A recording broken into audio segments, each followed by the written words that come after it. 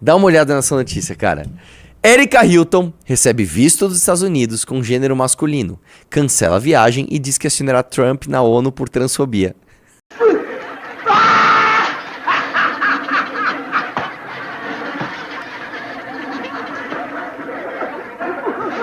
Cara, mas é muita autoestima. É muita autoestima. Visto anterior a definia corretamente como do gênero feminino, né? Que, aliás, assim, eu gostei, Mônica Bergamo, que você deu o seu juízo de valor. Então, o correto é defini-la como do gênero feminino, é isso? É você, Mônica Bergamo, que então define que o que é correto, o que é certo, o que é errado. Então tá, então, segundo o seu juízo de valor, antes, o visto anterior estava certo, né? E a parlamentar afirmou que ficou com medo de tratamento que receberia na entrada do país. Você tá com medinho? Você tá com medinho? Você acha que vão fazer o que com você na entrada do país? Olha, tem uma deputada federal do Brasil nos Estados Unidos. Você acha que eles vão te tratar mal? Você acha que eles vão fazer o seguinte, cara, vamos acabar com as relações diplomáticas do Brasil com os Estados Unidos? Vamos acabar com qualquer imagem de bom senso? Vamos jogar vamos jogar na mesa aqui um risco de atrapalhar a economia do nosso país, criar um escândalo internacional à toa, porque a gente quer ser transfóbico com a Erika Hilton, com uma deputada federal brasileira? Quem é que liga pra você, Erika? Quem é que liga pra você na boa? Você acha que o governo americano está muito preocupado em te tratar mal porque você é uma pessoa trans? Você realmente acha isso? Cara, é muita autoestima. Você acha, assim, eu fico imaginando na cabeça dela, tipo assim, agora o Trump vai se ver comigo, ó. Mexeu com a pessoa errada. Eu vou na ONU. Foda-se que você vai na ONU. O Trump nem sabe quem é você, cara. E ele está cagando pra você. E sabe o que é o pior, cara? A gente vê isso, cara. E é todo mundo querendo tirar uma lasquinha de autoestima fora da realidade do governo americano. De um lado, você tem a Erika Hilton falando, eu vou bater de frente com o Trump, eu não vou para os Estados Unidos, eu vou processá-lo na ONU por transfobia. E do outro lado, você tem o Eduardo Bolsonaro falando, ó, a taxa do Brasil é só 10% que eu conversei com ele. Gente, assim, cara, se coloquem nos seus respectivos lugares, cara. Pelo amor de Deus, velho. Vamos lá. Só pode ser obra de uma pessoa muito influente dos Estados Unidos. Flávio Bolsonaro. Flávio Bolsonaro. Não, eu extremamente influente. Eu quero ver o Gustavo Gairo subir na tribuna e falar, além do Eduardo Bolsonaro salvar as nossas tarifas, ele ainda faz o Donald Trump ser transfóbico com a Erika Hilton. É o melhor embaixador que nós nunca tivemos. Pelo amor de Deus, cara. Poder de influência do Bananinha. Vamos lá. A deputada Erika Hilton, pessoas dos Estados Unidos, que é identificada com gênero masculino. A deputada cancelou a viagem, que foi aos Estados Unidos esse mês, e afirma que acionará o presidente norte-americano na ONU por considerar transfobia. O visto anterior, informaram que ela era do gênero feminino. Tá bom, desce aí. Ela afirma que apresentou ao embaixador norte-americano sua certidão de nascimento e passaporte diplomático, em que está identificada como mulher durante o processo para a obtenção do novo documento. Não se trata apenas de um caso de transfobia, se trata de um documento sendo rasgado sem o menor tipo de pudor e compromisso. Ele ia acionar o presidente dos Estados Unidos, judicialmente na ONU, queremos que o Itamaraty chame o embaixador para dar explicações. Me senti violada, desrespeitada, e senti as competências do meu país sendo invadidas por uma pessoa completamente alucinada, um homem doente que ocupa o presidente da República dos Estados Unidos e se sente dono da verdade. Meus documentos civis brasileiros foram desrespeitados. Deixa eu te falar, Erika Hilton, o Donald Trump não tratou do seu caso, né, pessoalmente, individualmente. O Donald Trump passou uma diretriz, falou, gente, é o seguinte, agora aqui nos Estados Unidos, o gênero que define essa pessoa como cidadã, como turista, como qualquer coisa, é o gênero biológico, é o gênero de nascimento. É uma opção deles, cara, tá? É uma opção deles, não é do Donald Trump pessoalmente. Ele pode até ter essa posição, mas não é isso que fez com que o seu documento fosse expedido como gênero masculino. Foi a legitimação que a sociedade americana deu para um presidente que apontou uma direção, e essa direção é de que todos os órgãos vão agir dessa forma. Ninguém pegou o teu caso, pensou, falou assim, não, a Erika Hilton nós vamos tratar... assim, é muita alucinação a pessoa achar que o Donald Trump pegou, falou, Erika Hilton...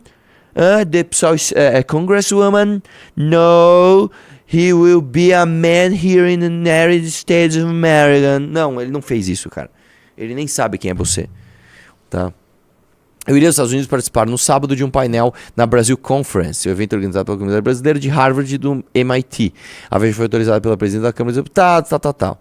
Ela desistiu de viajar por conta da situação. Fiquei preocupada com o tratamento que receberam no aeroporto as autoridades americanas, tendo em vista que o nome é feminino e o gênero descrito era masculino. Senti medo, pra ser sincera, e não aceitei me submeter a esse tipo de coisa. Você sentiu medo, Eric? Você não é uma mulher empoderada?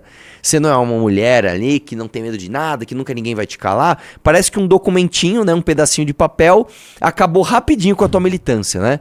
Vamos lá. Achei que não merecia, mesmo perdendo uma atividade importante, a qual eu gostaria muito de participar, não deveria me submeter a tamanha violência e desrespeito como esse. Tamanha violência, cara. O Donald Trump assinou a ordem executiva em seu primeiro dia de governo, em janeiro, reconhecendo apenas os gêneros feminino e masculino. A ordem estabelece que formulários governamentais, solicitações de informações oficiais e não devem impedir informações sobre identidade de gênero. O parlamentar conta que em nenhum momento preencheu qualquer formulário dando margem para a mudança. Os Estados Unidos também suspenderam emissão de passaportes com mudança de gênero X, com a marcação de gênero X. Eu nem sabia que tinha isso, para pessoas que se identificam como não binárias, revertendo a medida que havia sido previsada pelo Joe Biden em 22. É isso, cara. É isso. Nessas horas eu até sinto um carinho pelo Trump. Eu falo, porra... Esse ignorante aí é da hora. E aí, meu irmão? Mais uma aqui nesse sentido. Reino Unido decide que definição legal de mulher é baseada no sexo biológico. Lord Patrick Hodge, vice-presidente da Suprema Corte, anunciou o veredito afirmando que os termos mulher e sexo na lei de igualdade referem-se exclusivamente a mulheres biológicas, né? Que, aliás, assim, isso é uma... Vamos lembrar o que aconteceu no mundo, gente.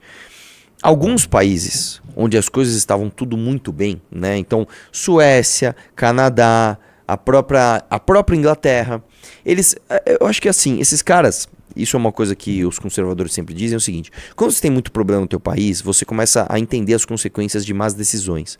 Quando tá tudo muito bem, você começa a perder o eixo de, e se eu arriscar aqui, será que dá merda? Acho que não. Então você começa a ser mais vanguarda de ideias idiotas, tá? Lembrando que, estatisticamente, as ideias humanas são, na sua maioria, burras. São ideias ruins. Isso de todos os seres humanos, de todos os períodos da história, de qualquer lugar do mundo. A maior parte das ideias são ideias ruins. As ideias que prosperam, que passam pela aprovação do tempo, que são as ideias boas, sobrevivem. Mas para essas ideias existirem, várias ideias ruins tiveram que ser testadas em alguma instância. Às vezes em instâncias controladas. Tipo assim, vamos testar uma nova cura para uma doença que a gente conhece? Tá, não deu certo, deu ruim.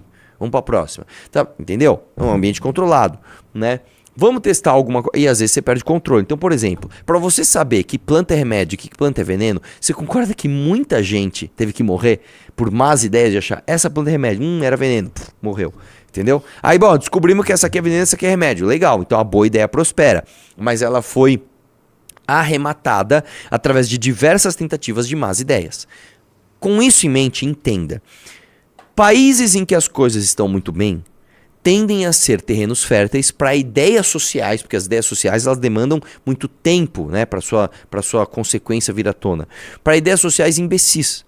Uma delas é de você começar a avançar com essa cultura woke, e alguns países como Suécia, Canadá e a própria Inglaterra avançaram tanto nisso ao ponto de, por exemplo, começar a permitir essas transições de gênero de crianças de 12, 13, 14 anos, atrasar a puberdade de criança de 9 anos. E agora, depois de alguns anos, olha, isso não é bom, vamos voltar atrás?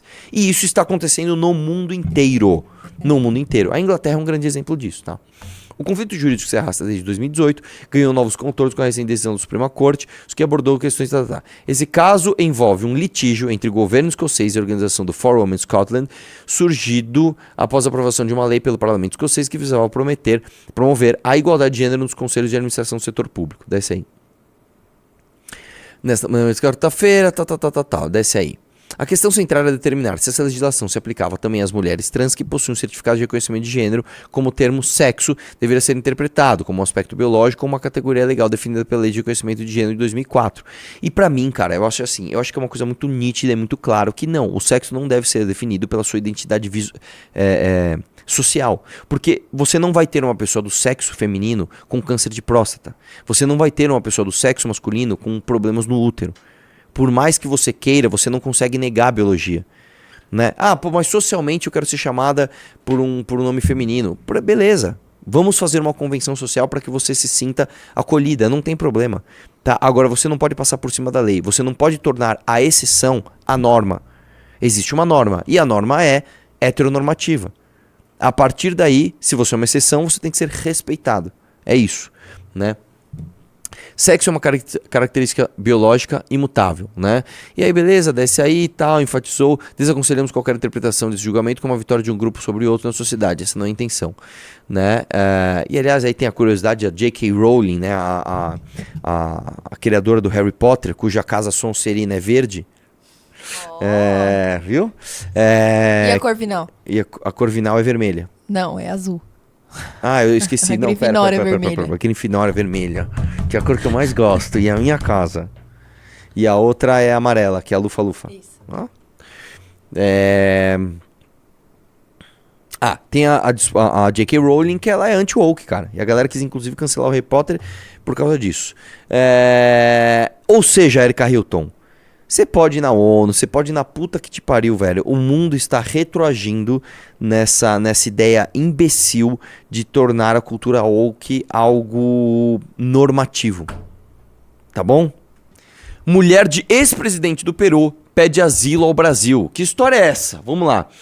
A esposa do ex-presidente do Peru, Ollanta Humala, Nadine Heredia, solicitou asilo diplomático ao Brasil nessa terça-feira. Ao Metrópolis, o Itamaraty confirmou que ela está abrigada na embaixada do país em Lima. O pedido de asilo foi feito, dá um zoomzinho aí, com base na Convenção sobre Asilo Diplomático de 1954, tratado assinado tanto pelo Brasil quanto pelo Peru. Segundo o governo peruano, os dois países mantêm contato para tratar da situação. Ambos os governos estão em comunicação constante sobre essa situação. Desce aí. O que foi que aconteceu? O pedido de asilo ocorreu no mesmo dia em que a justiça peruana condenou Nadine Heredia e seu marido a 15 anos de prisão por lavagem de dinheiro. A decisão foi tomada após mais de 3 anos em audiências. O casal foi considerado culpado por receber de forma ilegal recursos da construtora brasileira Odebrecht. Eu vou embora, cara. Eu vou embora daqui, cara. Olha isso. Olha essa história. Deixa eu ler, que aí eu vou contar inteira, né? E do governo da Venezuela para financiar campanhas presidenciais de Humala em 2006 e 2011. De acordo com o Ministério Público, a Odebrecht repassou cerca de 3 milhões à campanha de 2011, que levou Humala à presidência. A Heredia também foi denunciada por envolvimento direto no esquema da condição de cofundadora do Partido Nacionalista Peruano, legenda pela qual o ex-presidente se elegeu. Desce aí um pouquinho. Humala, que governou o país em 2011 e 2016, justamente, né, coincidentemente, na época que o PT estava no poder aqui também, é o segundo ex-presidente peruano a ser condenado envolvimento de escândalo de corrupção da empreiteira brasileira. A defesa do ex-presidente anunciou que irá recorrer da sentença. A empresa Odebrecht admitiu em 2016 ter feito pagamentos ilegais em diversos países da América Latina, incluindo o Peru. O escândalo envolveu ao menos 4 ex-presidentes peruanos, além de Humala também são citados, né? Vamos lá. A história é o seguinte, irmão. Enquanto o PT ainda estava no poder, você sabe o que eles faziam, né? Eles chegavam para as construtoras, né? Esses capitalistas malvadões e falavam, e se eu te der umas obras para você fazer, e aí você ganha um pouco a mais e você me ajuda a me reeleger aqui com doação ilegal, né? Proíbe doação de empresa pra galera que quer fazer direitinho. Você quer fazer direito? Você quer fazer por dentro? Você quer que uma empresa doe pra sua campanha? Não. Proíbe. Agora, se eu sou o presidente do Brasil, eu sou amigo do dono da Odebrecht, então, me passa aqui, beleza. E se a gente fizer isso também em outros países da América Latina, inclusive na Venezuela, inclusive no Peru? E aí, basicamente, a construtora Odebrecht, né, foi pagar propina, tá, pra campanha de outros presidentes do Peru, inclusive ela. Aí pegou, ferrou, a construtora admite, nós pagamos, cara. Nós pagamos. Aí beleza, e vai, ela é condenada, ela faz o quê? Eu já sei. Preciso de um lugar para ficar impune. Eu preciso ir para o paraíso da impunidade. Para onde eu vou? Para El Salvador? Não. Eu vou para os Estados Unidos? Não. Eu vou para algum país da Europa? Não. Eu vou ficar aqui na América Latina, né? Argentina? Não. Uruguai? Não. Não, vamos pro Brasil. Vamos pro Brasil, irmão. Vamos pro Brasil, brother. O paraíso da impunidade. O Marcelo Odebrecht tá livre aí. Joesley Batista, Ike Batista, todos esses caras estão livres, ganhando dinheiro com o governo. E aí você, agora inclusive, vive no país onde a presidente peruana, que recebeu o propina do Odebrecht, vem pedir asilo aqui, cara. É assim, nós somos uma piada mundial, cara. Você vai me desculpar, mas isso aqui, cara, é assim. É um absurdo completo, cara. É um absurdo completo. Como é que pode, hein, velho? Como é que pode? Pelo amor de Deus. Vamos lá. Que aliás, assim, né? Aí a galera fala, o PT é muito corrupto, o PT é muito. O PT é muito corrupto, tá bom. Vamos lembrar do Queiroz? O Queiroz assumiu que fez rachadinha. O Gilmar Mendes livrou o Flávio Bolsonaro da investigação de rachadinha. E você ainda acha que a esperança para combater o PT é o Bolsonaro? Né? Esses dias eu postei um Reels, né, falando do Gilmar Mendes, falando justamente essa história, que o Gilmar Mendes livrou o Bolsonaro. Faz o seguinte, vai no meu Instagram. Vai no meu Instagram que eu vou mostrar uma coisa pra você. Né? Eu falei justamente uma verdade. Assim como eu tô falando aqui, ó, o PT, pra mim, é o partido mais corrupto da história do Brasil, né? E basicamente é o cara, o Lula é o maior ladrão brasileiro, né? Então temos que combatê-lo. Só que combater ele com o Flávio Bolsonaro, com o Jair Bolsonaro, com o Eduardo Bolsonaro, não vai dar jeito, não vai dar certo. Eu tô falando uma coisa que qualquer pessoa sensata consegue assimilar.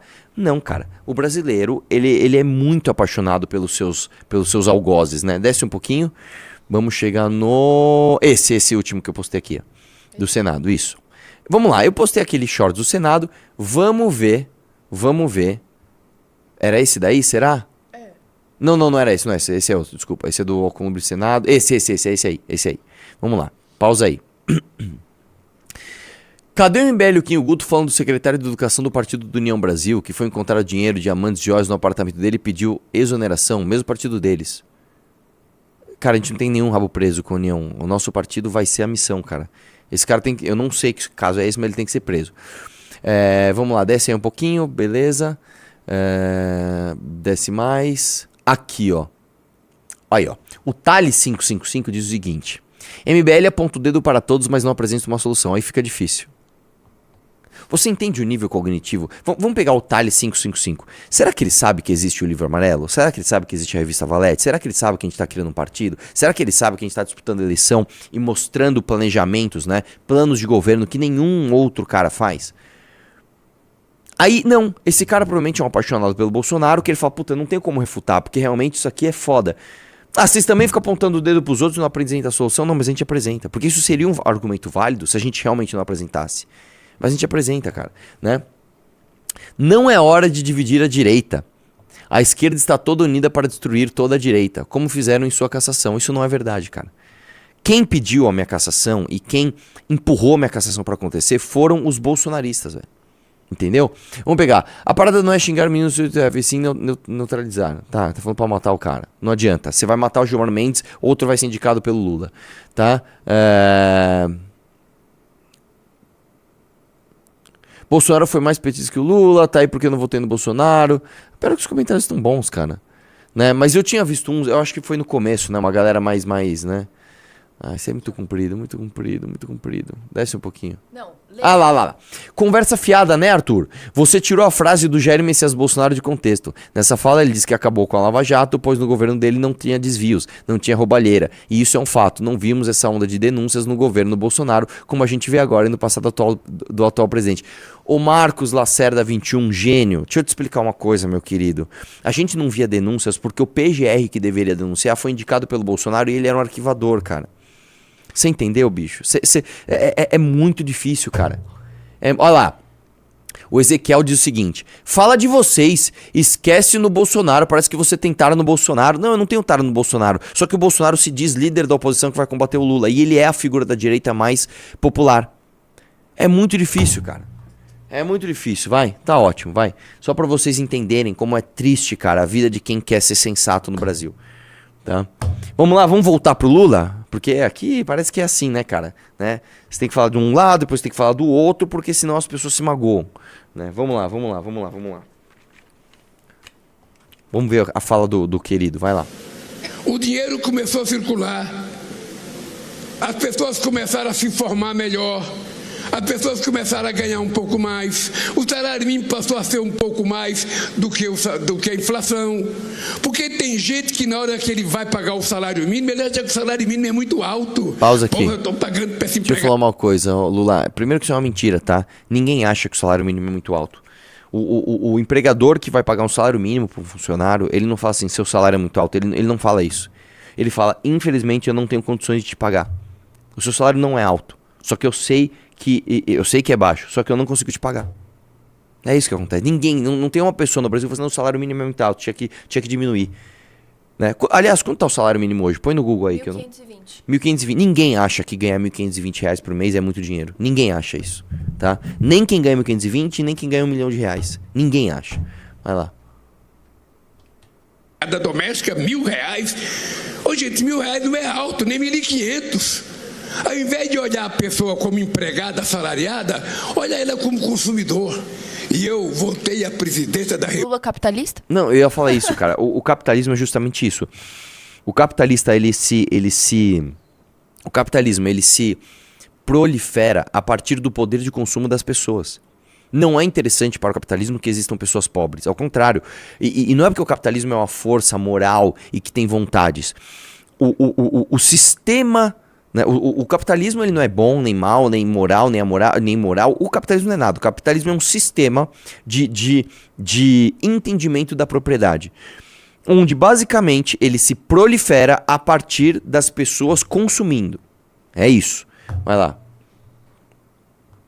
República para provar que esse país não pode ser um país eternamente pobre, eternamente vivendo de Bolsa Família. Não, nós precisamos fazer as pessoas se formarem adequadamente, aprender uma profissão, para as pessoas poderem constituir família, terem prosperidade e viver bem num padrão de classe média. Pausa é isso aqui. que nós desejamos. As pessoas poderem constituírem, né? Começa por aí. Você não sabe nem falar português. Segundo, depois ele fala assim, a gente quer que as pessoas tenham um padrão de classe média, né? Você mesmo, Lula, falou que a classe média consome demais. O mesmo Lula que está falando, eu quero que as pessoas tenham um padrão de classe média. Ele diz, a classe média consome demais. E por que isso? Eu vou te dizer por quê. Se você fizer um recorte social dos eleitores do PT, você vai ver que tem gente muito rica e gente muito pobre que vota no PT. A classe média não vota, tá? Via de regra, a classe média não vota no PT. Geralmente, o eleitor do PT ele é um cara muito rico ou um cara muito pobre. O classe média hoje, ele via de regra, ele vota, ele é nem Lula nem Bolsonaro, mas na hora do sacrifício ele vota no Bolsonaro. Esse é o padrão da classe média brasileira. E mais, tá? Uma das maneiras de você emancipar as pessoas é justamente dar renda, da instrução para elas não fiquem reféns do centrão. Classe média, né? É claro que não é você caiu na classe média, você magicamente está emancipado, mas classe média, via de regra, tá? Tem uma melhor tomada de decisão de voto. Não significa que ainda é boa, não significa que é maravilhosa, né? Por exemplo, esses comentários que eu vi aí da galera defendendo o Bolsonaro no meu post. Provavelmente são pessoas de classe média e burras, tá? Que não são emancipadas, são pessoas que são escravizadas e aplaudem o seu senhor. Mas, via de regra, estatisticamente, classe média decide melhor o seu voto. Primeiro porque não é comprado, né, por uma cesta básica, como um cara super pobre. Segundo, porque não é um super rico que tem algum privilégio por ser amigo de algum governo que vai decidir o seu voto e a sua, mais do que o seu voto, o seu lobby, né, de acordo com os próprios interesses. E uma porta de saída para sistemas assistenciais como o Bolsa Família.